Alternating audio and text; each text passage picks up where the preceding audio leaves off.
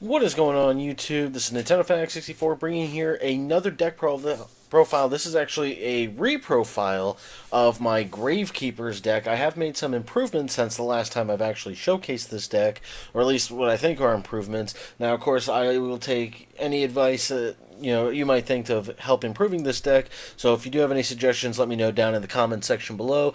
Feel free to subscribe as well, where I'm going to be trying to be working out doing more deck profiles once I get enough money together, maybe doing some more openings down the line as well. But Gravekeepers have always been one of my favorite archetypes, and this is definitely something. It's not really, going to play against the meta well, but it really can slow it down a lot. So let's go ahead and we'll take a look. We'll start off with the monster. So as you see, I have one Gravekeeper's Visionary. This is like basically my one boss monster of the entire deck. I mean, it's 2,000 with Necro Valley, brings up to 2,500 and gains 200 attack for every Gravekeeper I have in my graveyard. So definitely a really good thing. And to help me get Necro Valley, since that's obviously a key component when it comes to Gravekeepers, I have three of the Gravekeeper's Commandant.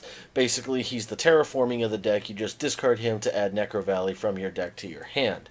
I also have, to help protect my Necro Valley, I'm running one Gravekeeper Shaman. Shaman gains 200 defense for every Gravekeeper monster in my graveyard, plus of course gains 500 defense with Necro Valley.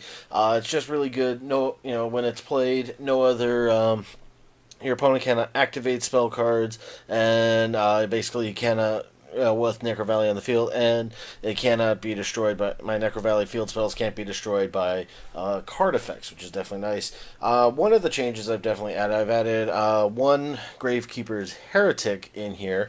He 1800, but when Necro Valley's on the field, is unaffected by all other card effects. So, like, if I wanted to play, like, Dark Hole, or if my opponent tries to, like, do the same to me or Raigeki or anything like that, or just, like, oh, I'm going to target and destroy, well, he's unaffected. He just will not die as long as I maintain my Necro Valley on the field. I have two Gravekeepers Descendant, just good to help me clear out other cards, just so that way I sacrifice a Gravekeeper monster other than himself, and I can destroy one other card my opponent controls. I run the one Gravekeeper's Assailant. It's just good for switching my opponent's positions around if I need to for it. So definitely really nice. The next card I wish I had multiple copies of, but I only own one at the moment. I would definitely bump it up to three if I could, and that is the Gravekeeper's Recruiter, because this goes really well with Descendant's ability, where when he is sent from, basically while I control him and he's sent to the graveyard, I can add one Gravekeeper monster with 1,500 or less defense from my deck to my hand. So it's just a nice way to, like, recycle through getting some newer cards out there. I'm also running two of Gravekeeper's Noblemen, which is definitely really nice, because when it's destroyed, I can special summon one Gravekeeper monster from my deck in face down defense position, except for herself. And since it's in face down defense position, it works really well with the two spies, which when flipped lets me special summon one Gravekeeper monster with an attack of 1,500 or less from my deck. And with Necro Valley, it becomes 2,500 defense, and also Gravekeeper's Guard. Definitely something maybe not everyone would think of playing, but it's just nice to, get things out of the playing field. When an opponent's monster attacks, just flip it. When it gets attacked, activate its effect, send their most powerful monster back to their hand. If it's an extra deck monster, send it back to extra deck. I've actually done really well with this, where people have attacked it using, like, Xe monsters, and since when it goes back to the hand, or extra deck in this instance, it removes all the attached material, so it's a good way to help get rid of some of their material and send it to the graveyard. And if Necro Valley's on the field, they're not getting it back as well. So I would definitely probably cut down to one spy and one guard if I had.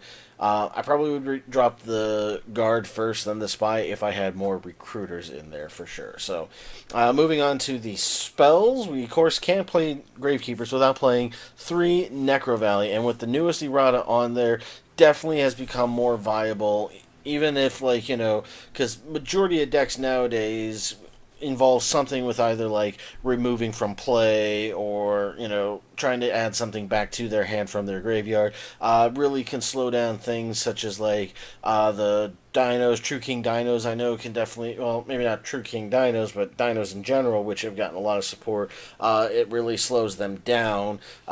Just about anything that'll target the graveyard just shuts them down immediately.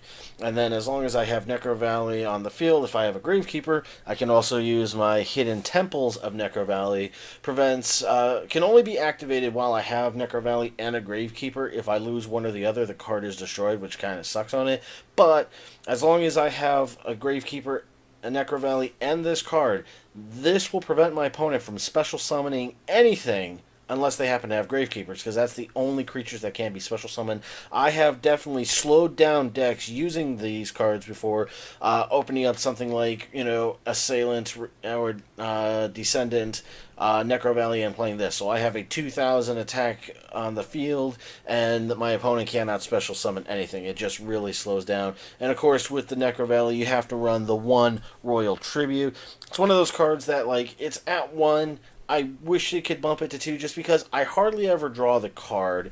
And it's, I just don't see why they keep it at 1. I mean, I understand not everyone wants to get rid of them, but with everything that involves people trying to send things to the graveyard, why not add it to at least 2? Make it a little bit easier to come by or find another way to maybe, unless, like I said, if there's a way to add it to my hand that makes it easier, let me know down below.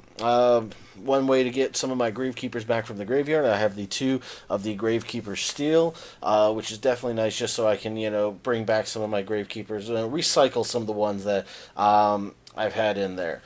Some of the other changes I've made is I have now the 2 Twin Twisters, just something that, it's more techie more than anything else. I just have it in there because backboard wipe is definitely something that could be useful. For one of the draw powers, I do have 1 Pot of Duality, since I don't do a whole lot of special summoning with this deck, at least not in the same turn. Usually my special summons come more during like my opponent's turn than anything else, I feel. So I just felt that that's a pretty decent one to go with. For more board wipe, I do have 1 Dark Hole, which of course pairs really nice with Necro Valley and my Heretic, because he would be unaffected by Dark Hole, but all my other opponent's monsters will be destroyed while keeping him on there. And then, of course, I do have the 1 Raigeki as well. And one of the original Raigekis, because you can tell it has the magic as opposed to the spell on there for it. So that's about it for my spell cards that I have in this deck. Moving on to trap cards, I don't have too much. I have made some adjustments in here. I do have 1 Rite of Spirits, which is basically kind of like the Monster Reborn for Gravekeepers, because it's unaffected by Necro Valley. Just to try and help slow things down a little bit, I do have 2 Quaking Mirror Forces. I do also have 2 of the regular Mirror Forces as well. Just something else that I could get. I wish I can get some of the, I think there's a Mirror Force that adds it back to hand. I really wish I had one of those, but I can't afford any of them at this time, or can I find any of them. I also am running 2 Lose 1 Turns. This card, anytime I've ever played it at my locals, I have pissed off so many players just because this with Necro Valley, or even, just anything, slows down everyone. If you don't know what it does, I can only activate it while I control no special summon monsters. And like I said, I don't do a lot of special summoning. When a monster is special summoned, if it has an effect, its effect is negated, and it's automatically switched to defense position.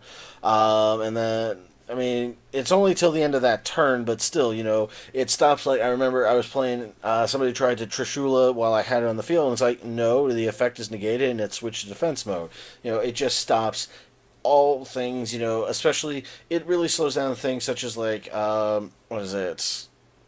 Zodiacs, I would imagine, it'll slow down a lot. True Kings, it would slow down, because they can't activate their effects right away with it. At least that's how I believe it is. It definitely slowed down things like DDDs. I played against Fluffles one time. It slows that down. ABCs, any Paleozoics, but it will stop just a lot of other good things. So definitely something that's really nice, especially when you don't do a lot of special summoning.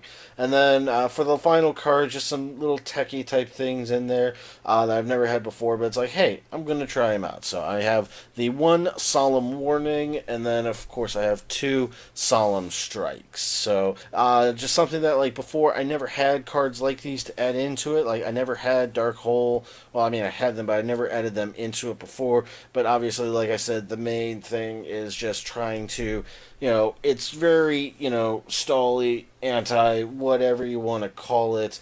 I mean, it's just one of the fun decks that I like to play. It's maybe not the best, but that's why I'm posting it here, because if you all have any suggestions, like I said at the beginning, let me know down in the comment section below of what adjustments you might make to this deck. I have thought about adding like a few other things in here or taking some other stuff out, but this is what I'm running right now, and it's doing decent. Like I said, I don't think I can defeat any of like the super big meta decks that are out there, but it's definitely a fun thing to play. So, but yeah, let me know down in the comments what adjustments you would make to this deck, and then feel free to subscribe, where I'm going to be doing more videos like these hopefully in the near future, and possibly also doing some opening and maybe some gameplay stuff. I haven't figured out how I'm going to do that yet, but we'll see how things go. But thank you all very much for watching. You have yourselves a good day. Take care, and goodbye.